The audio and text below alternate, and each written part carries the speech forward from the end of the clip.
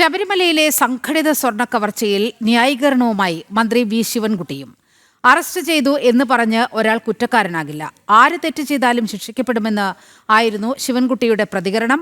കേസിൽ CPM നേതാവും മുൻ MLAയുമായ A. പത്മകുമാർ അറസ്റ്റിലായതോടെ പാർട്ടിയുടെ അറിവോടെയാണ് ശബരിമലയിലെ സ്വർണ്ണക്കവർച്ച നടന്നതെന്ന് വിമർശനം ശക്തമാണ്. ഇതിന് പിന്നാലെയാണ് നേതാക്കളുടെ ന്യായീകരണം.